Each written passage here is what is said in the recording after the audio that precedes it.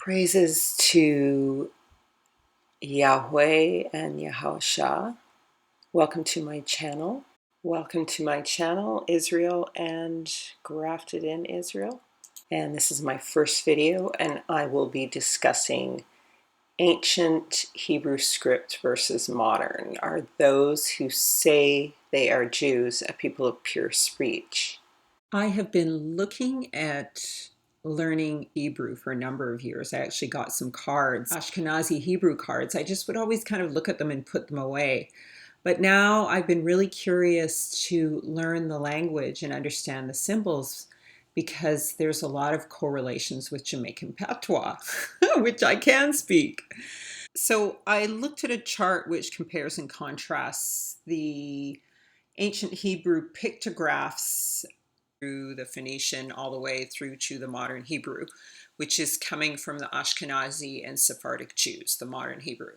And I'm by no means an expert on the subject, but I spent my Sabbath looking at the script's symbols, pronunciations, stated meanings, and arrived at some interesting observations.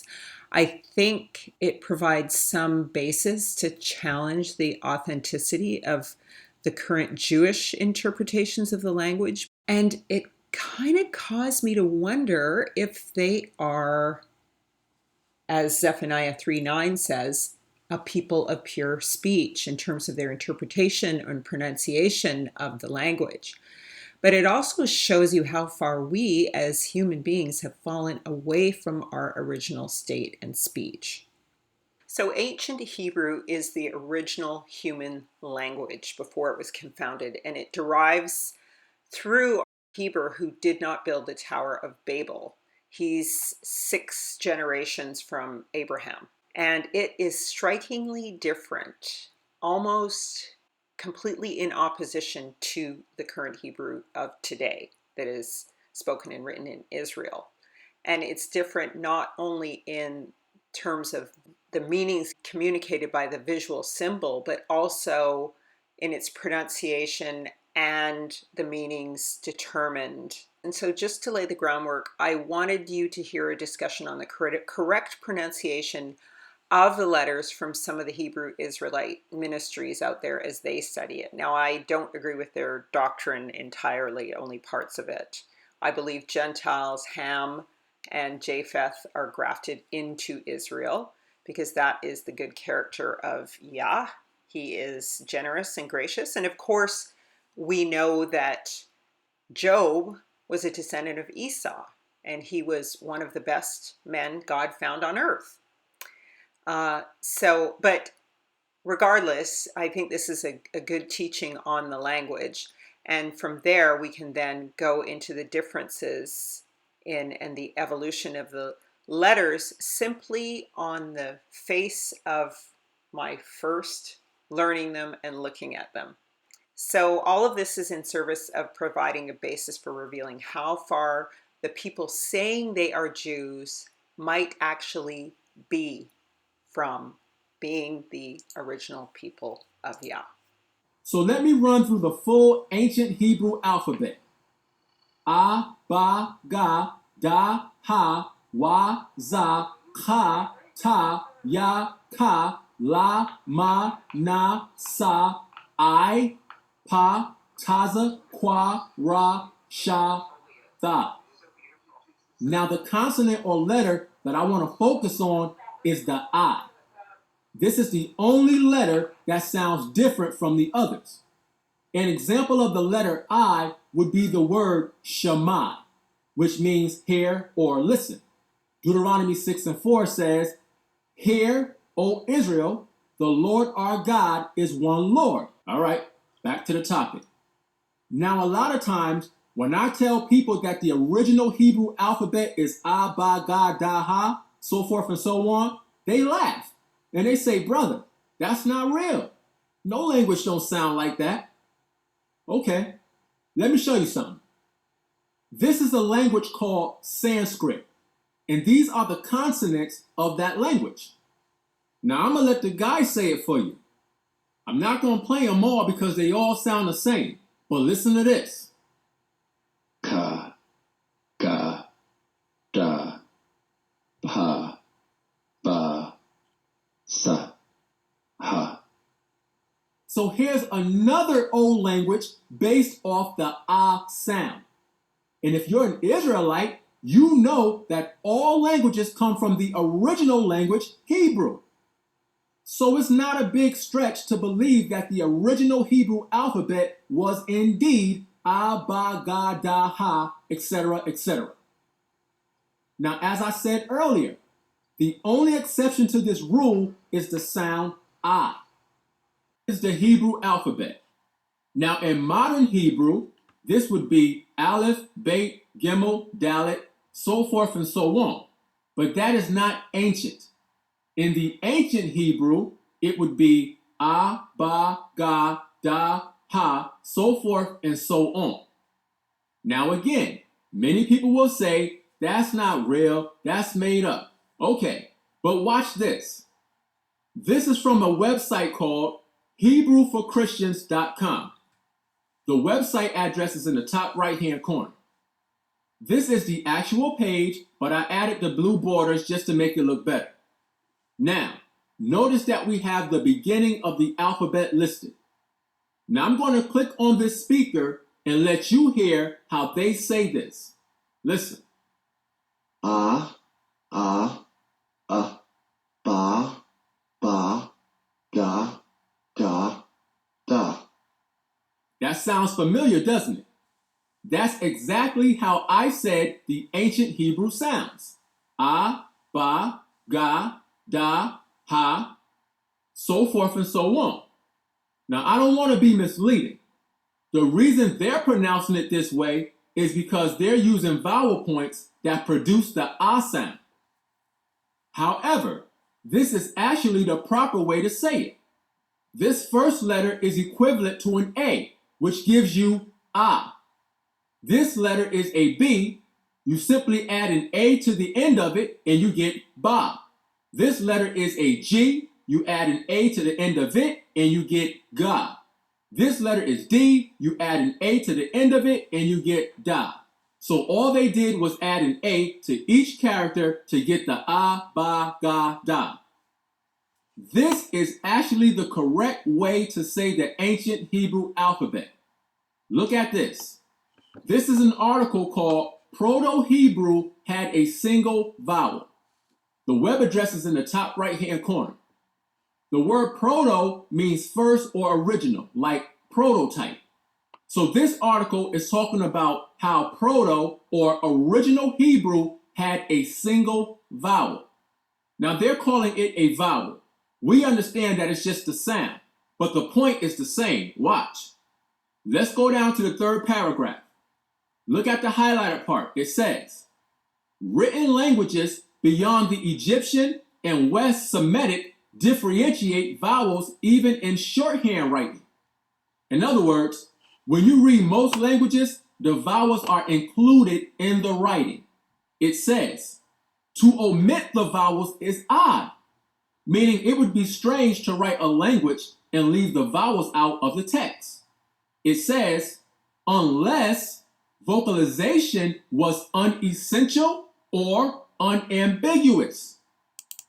This is the Oxford English Dictionary. The word unambiguous means something that is not open to more than one interpretation.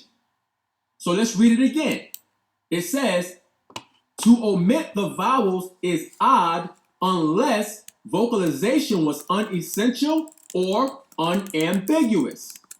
In other words, the reason why there are no vowels written in the ancient Hebrew text is because the pronunciation of the words was unambiguous, meaning it was clear. It wasn't open to different interpretations. So the Ashkenazis are working with a Hebrew language that they have derived from their own history. And they have particular scribes who have developed this, I guess, iteration of Hebrew according to what they believe it is. And so they've added all sorts of vowels to it, all kinds of dots and dashes under each letter to imply a vowel. And they've changed a lot of the meaning and sound of the words, and even according to the shape, symbolic shape. Now they adhere to their own scribes, and they also adhere to what the Qumran scribes, how they interpreted translation of Hebrew, but apparently that's not accurate either. Qumran scribes used their own discretion to alter the text to fit their own dialect.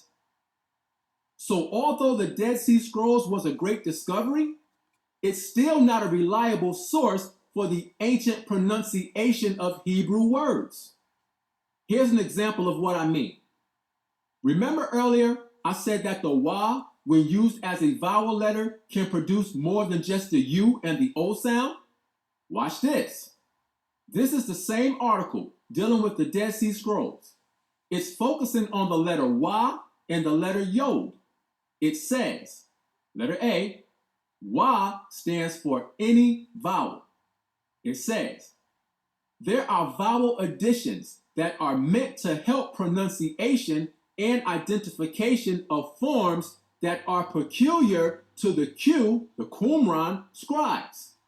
It says, just as the Masoretes invented pointings to indicate vowel sounds, so the Q scribes have added some semi-vowels to the text. The use of yod, wa, and hey are frequent. Watch this. Right here it says, wa is used in a very general way. And a biblical Hebrew reader is used to the O and U sound being attributed to the wa.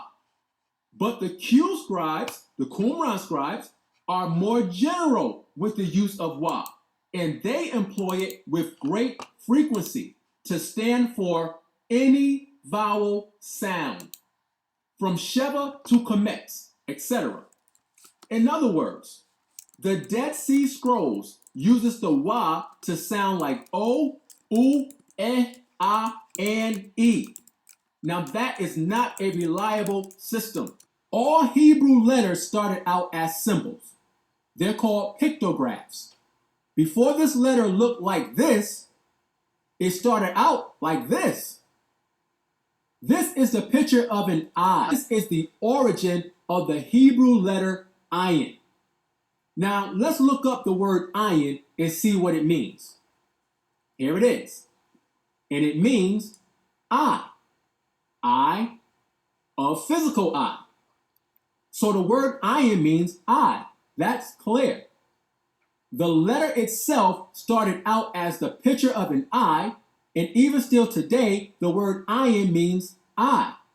All the evidence suggests that this letter makes the I sound. So with that said, my background is that I have studied film, television, and media, film and communication. And as part of that, we studied semiotics, obviously, and mise en scene, the construction of what is within a frame. I also studied fine arts, painting, drawing, photography. I've also written for TV, film, advertising agencies, and corporations, but of course, that's not my qualification. I'm just letting you know some of my background. Times.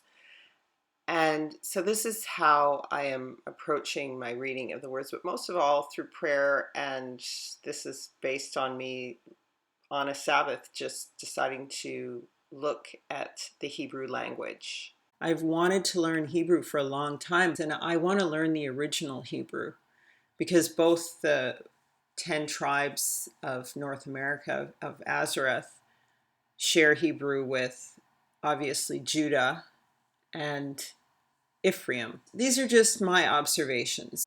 So the first letter, ah. L usually symbolizes God, but also angels. So all the angels, obviously their names usually end in L, and the word angel ends in L, E-L, right? So, and it's interesting, it looks like the head of a bull, okay? Now, eventually it transitions, so it's called an ox head, obviously, and it's ah, and it transitions to this symbol, And some people even say the Paleo Hebrew A is the correct original symbol because it's A for Adam, or it looks like a man rather than a bull. And Jews were counseled not to worship the bull as an idol. The bull is always an idol. And then to this one, and finally in the modern Hebrew, to this. Now this is the Hebrew the Ashkenazis have come up with. This is the Paleo Hebrew that the 10 tribes and the original Hebrews, Judah, would recognize more. This is probably closer to Phoenician. It's interesting the transitions that the symbols have gone through throughout time. So I showed you L, and L becomes this symbol. The spiral, which to me signifies it says tent floor plan. And to me, it signifies this Fibonacci sequence and also the shape of the earth. Okay?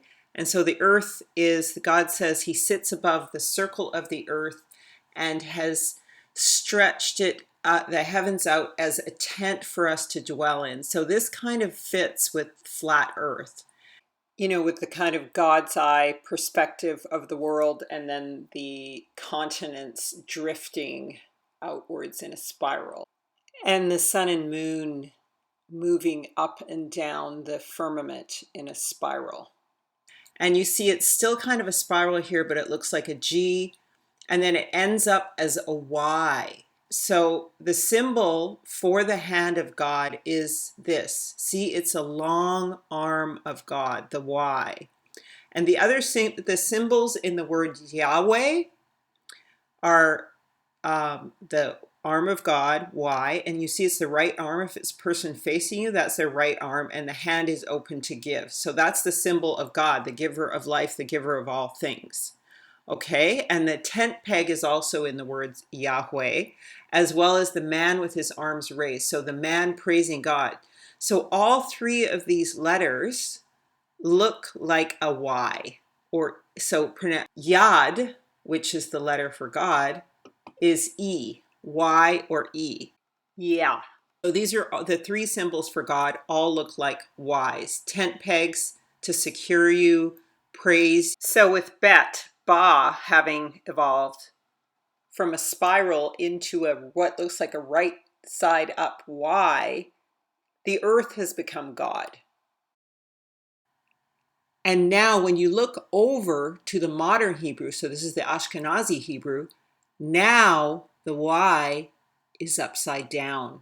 So not only is the earth being worshipped, but now the underworld is also God. This is just kind of a stream of consciousness thing I'm doing as I'm looking at this. Now, after the fall, we got turned upside down. So here is the leg, right? This is Gam, meaning the foot, the third letter, or Ga. And you see, eventually, it's now upside down. So we've been turned upside down. And now, in the late Hebrew here, it is an upside down Y. So it's an upside down God. Dor, the letter Dor, which is an upside down triangle. Okay? Now that is kind of like a vessel, an open vessel pouring light in from heaven, like an hourglass, the top part of an hourglass. Okay? But watch what happens to it in Middle Hebrew. It gets flipped into a triangle. Okay? So it becomes the pyramid shape. And then it becomes a Y in late Hebrew. And it remains a Y in modern Hebrew. So God is the triangle. So, and the triangle is the symbol, is to me, it's not the triune God, it's not the Father, Son, Holy Spirit. It's a symbol of Egypt. And so now Egypt has become God and remains God in the Ashkenazi Hebrew. Okay? So next we have Ha, which is the man praising God. And it also looks like a tree. Okay? Tree of life, tree of knowledge of good and evil. Now, if you'll note, at Christmas, when you're worshiping Tamu at Christmas, you cut down a tree and you worship, you decorate the tree. You know, it talks about idolatry is to cut down a tree, decorate it in silver and gold, and you worship the idol. So you cut down a tree because a tree is life, right? It has sap in it. Just like we have blood in us, the tree has lifeblood in it. So this starts with the tree, just like a man praising God, okay? The tree and the man praising God. Then it becomes, look, the arms are now turned sideways. You know the saying, and then everything went sideways? It's when it's on its way out. It's gone its way down, above the fall. Now look here. Now it's almost down. So if you look at the symbol for Mercedes-Benz and you look at the sigil magic or the iconography of the darker world of worship, they have that upside down tree, okay, which is a curse. A cursed tree is the tree submitted to the underworld. So now it's fallen, it's almost down. It's like someone doing a cartwheel and they're almost upside down. And then here we go all the way over to the Ashkenazi version of Hebrew, and it's completely upside down, the tree. It's completely submitted to the underworld. Okay? And so all praise is to the underworld. So here is why, again, the tent peg, which secures us. And, you know, you can look at Yahshua or Yahweh. And Yahweh has a tent peg in it. And Yahshua, Jesus, Yahshua, also has a tent peg in it, our security, right? So, again, it kind of gets twisted, right? It's going down. And it's a hook now. It's a hook. And then here, it just kind of looks like a thorn. There's not much to hold on to there at the top. If you look at the pronunciation, right? It's wah, wah, right? Yahweh. It's the breath of life, Yahweh. Just like when he breathed life into us, Yahweh. Okay? But what does it become in the modern Ashkenazi Hebrew? Vav. Vav. So, wah is like giving energy. Wah is giving life. Wah is like wow. Vav is constricting it and strangling it, strangling the vowel between a V and a V. Okay? This is just, I didn't really see anything happening with this. It goes from za to zan to zayin. Next is ha, and it's written here as het, meaning tent wall. So to me, I look at this and I'm like, wow, okay, this looks like a ladder.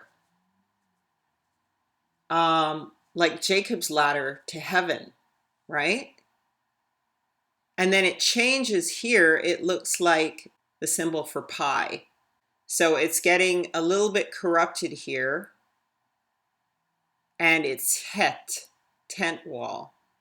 And then it's called chet in the Ashkenazi Hebrew. Notice with the Eastern European, there's all these hard consonants introduced that in some cases, or many, tend to close the language. So then we have the basket, ha, which is tet, contain, surround. Okay? Now, this is a perfect circle with an X in it. Okay? A basket is what Moses was put in, and we were also put in an ark when we were rescued, and you see there's a cross within it, okay? So that's salvation and rescue within a basket. And it's saving the whole world. The four corners of the world are contained in it. Now here, it becomes a 6. And even the Ashkenazi, it ends up a 6. So the sign of the enemy is going to save the world. The one I find most interesting is Yah, the Yad, okay? Now they call it Yud in Ashkenazi Hebrew. But again, it's the open hand of God. And the hand, and God says, my arm is my arm short? God's arm is described as the long arm of the Lord, the gracious and giving, all providing arm of God. And again, it's the Y, right? For Yahweh. Well, look what happens in Middle Times. It kind of gets shortened. It's like the gimpy arm of God, if there could be such a thing. It's not gimpy, but you see it's getting perverted, the symbol. And look what it becomes. An apostrophe, an accent. Like it's not even like a letter. It's a jot or a tittle. And it says arm and closed hand is the description of it, which is to me a perversion. This can't be right, this description of it. Because look, it's the whole open hand. But perhaps this is how, as sin populates the world, man's view of the hand of God, that it's a closed hand, that it's small and that it's short. And so, but it stays in the Ashkenazi Hebrew as a little tiny insignificant comma. So now, ka is bend, open, allow, tame. Open palm. And it does look like an open palm here, but the palm is open to the sky, open to God. And then it becomes a Y, and then it completely becomes a Y. So that's kind of interesting, but look at what happens when it gets into the Ashkenazi Hebrew. Okay? It goes sideways. It goes sideways. Okay, so it's horizontal now. It's us giving to each other, getting from each other. It's not giving to God. You see? Spiritually, the direction they head in, right?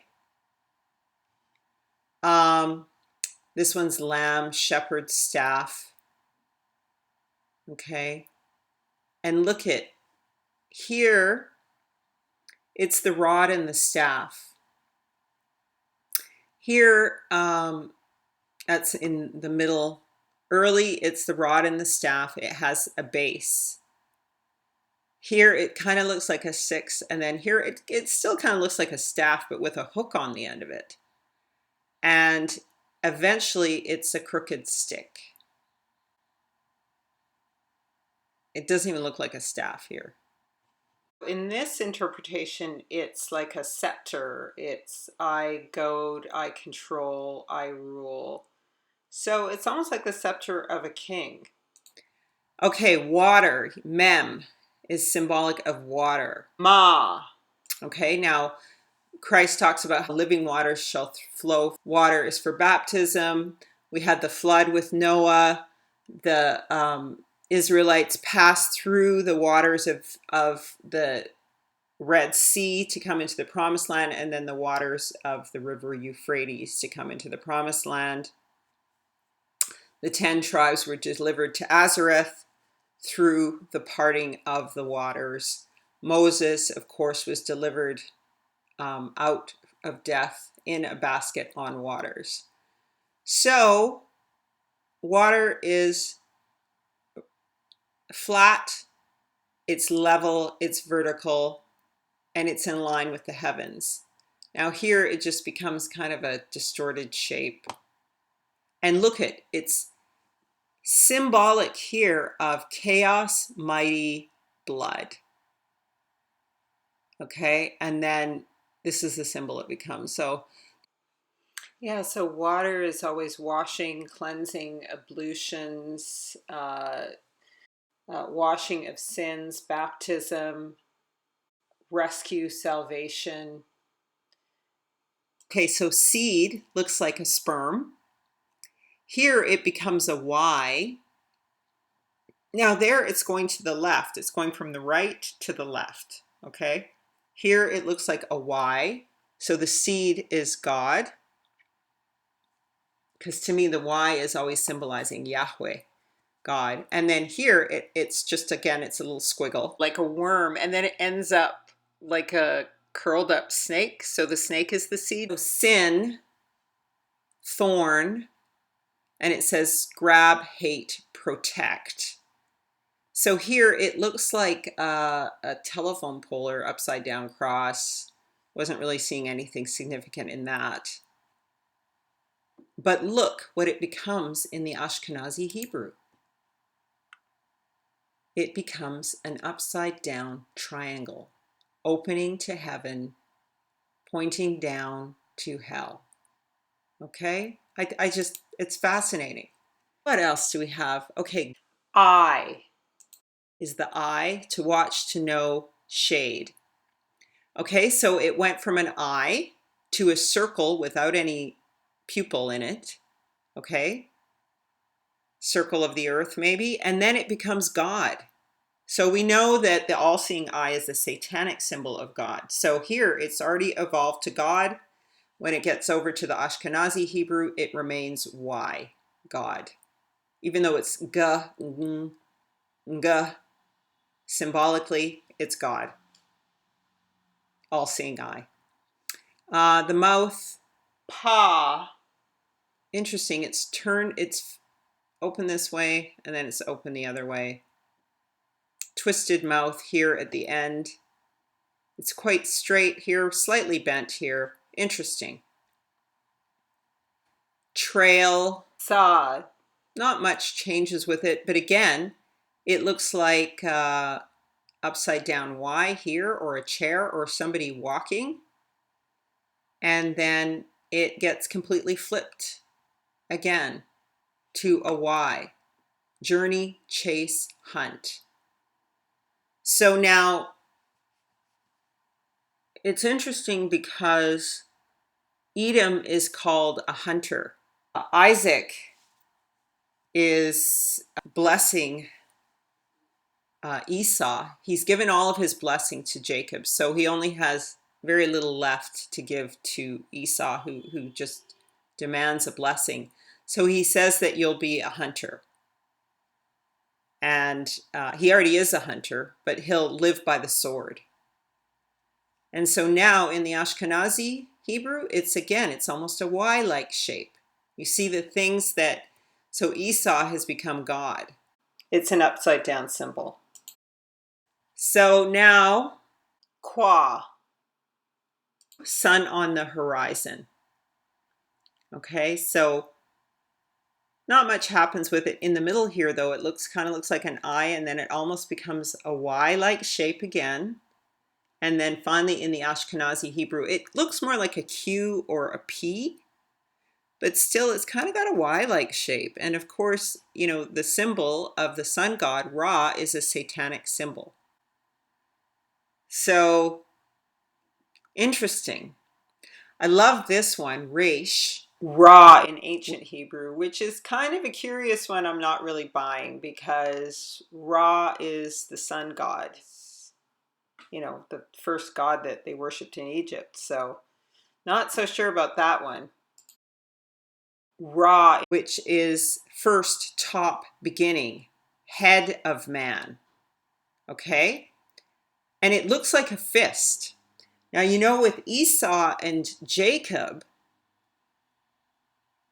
Jacob is the beginning of the world, and Esau, the foot, is the end. So Jacob is the head. So it looks like somebody's hair with a head and a big nose kind of thing, but it also looks like a fist. It looks like a hand. So the hand is the symbol of the head, because we know when we look at the symbol for Yahweh, it's the right hand, right? It's the long arm of God, and it's the right hand of God. Okay? And this looks like a right hand, a right-handed fist as well, the head. And so here it becomes, I don't know, kind of, doesn't really look like much here. It could look like an arm and a fist here. And now it kind of looks like a little tiny Y maybe. And then it remains that. It's not very significant. It's not a fist. It's not a head. It just kind of looks like a little squiggle. But now when you compare it to the foot, okay, now Esau was the foot. Esau was the end of the world, right? And so it evolves to the upside down man, the upside down Y, upside down God, and then it kind of remains so in the Ashkenazi Hebrew letters. Okay, what are some other interesting ones? Shah, two front teeth. It's funny because in Jamaica they say cha or pshat. Pshat means Passover. Cha means sin. And they suck their two front teeth and then they go cha. So that's kind of an interesting, funny one because it's all about sin, and that's Jamaican patois. And both cha and pshat are Hebrew for the exact words, sin and Passover. And then eventually it looks like a fire over in the Ashkenazi. Now the cross is a symbol of a tree as well, right? Because Jesus hung on a cross. Whoever hangs on a cross or hangs on a tree is cursed. So what happens to the cross over time? Again, it goes sideways. Ta is the name of this letter. T, ta. Mark, sign, signal, monument. Interesting. So we know that if you ever look at this video on no trees on flat earth, they were all cut down. Most of the buildings, like the superstructure buildings, are made out of rock, and rock comes from fallen trees. The most gigantic ones actually turn into rock, not just petrified wood, but if they're so gigantic, they become rock, and a lot of our monuments are made out of it. And it's a sign and a signal, and it's a mark. You know, you get the mark of the beast, but God also marks us. So it's the tree, now it's the fallen cross, now it's the submitted tree. It's the tree turned sideways with the Ashkenazis. Now notice the last symbol, Ga, is a symbol of a rope. Twisted, dark, wicked is what it's called, Ga. Interesting, but what does it look like? It looks like a DNA strand. Or embedded in it is the H, the sign of eternity. And it's only in the ancient Hebrew. It's like a DNA strand. Or two serpents, like the medical symbol, or like the two serpents on the breast of Beaufort. This is our very code, the very building blocks of life. And it's only in the ancient Hebrew, not even the Paleo Hebrew.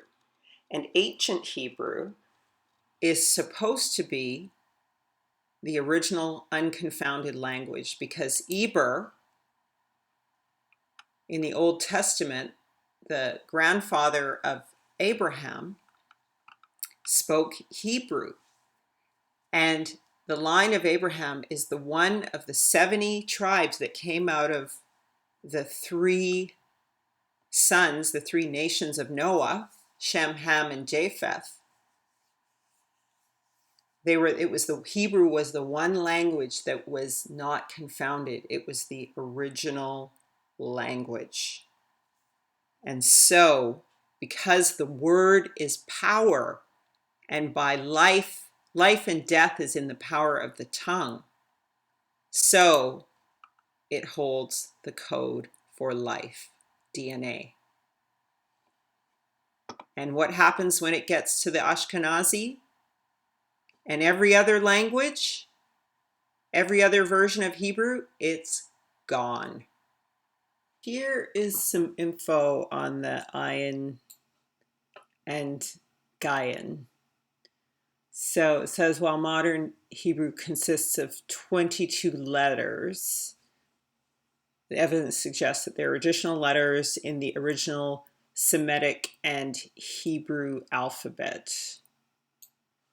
One of the ancient Semitic languages of Canaan was Ugarit, and this language is almost identical to Hebrew, the Hebrew of the Bible letters. So instead of 22 letters, it has 28 letters.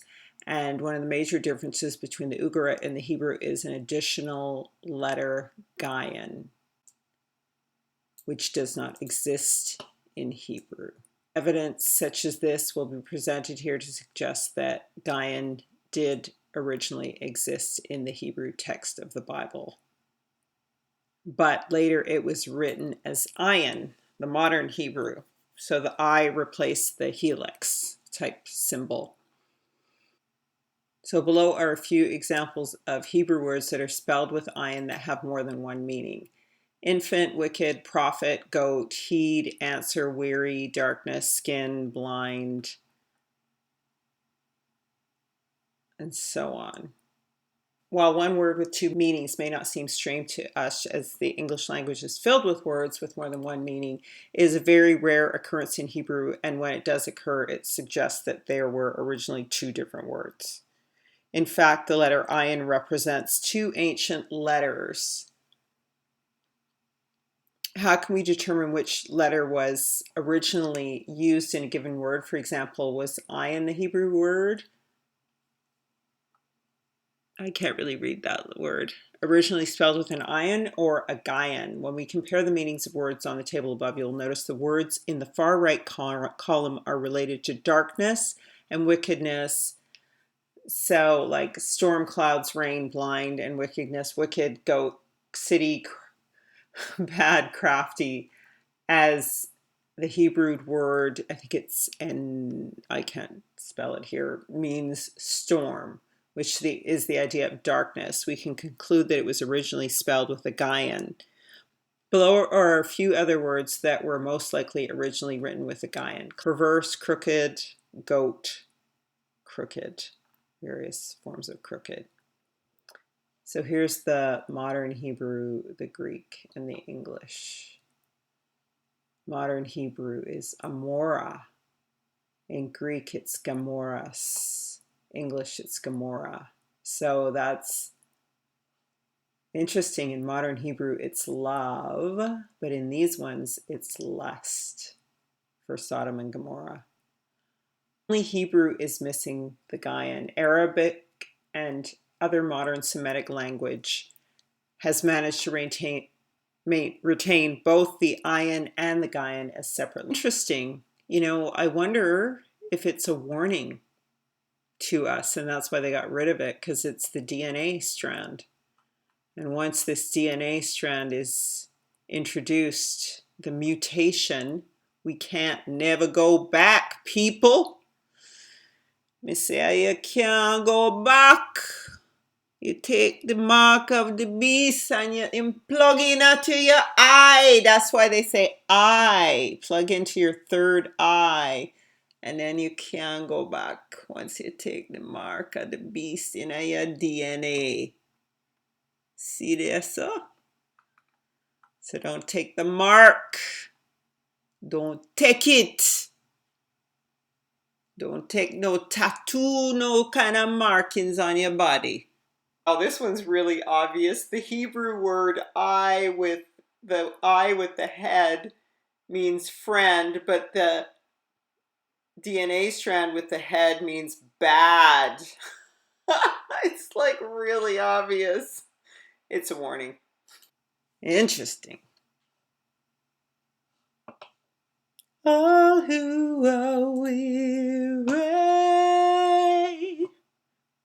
Oh, who are we? So this to me was just an interesting journey that I took today that I wanted to share with people about the symbolism and the transition from purity to impurity that the Hebrew language has taken from ancient Hebrew to now the Ashkenazi Hebrew.